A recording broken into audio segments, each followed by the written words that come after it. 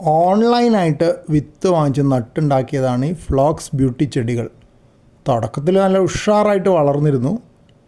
ഇടയ്ക്ക് പെട്ടെന്ന് നല്ല ശക്തമായ മഴ വന്നപ്പോൾ എല്ലാം മോശമായി.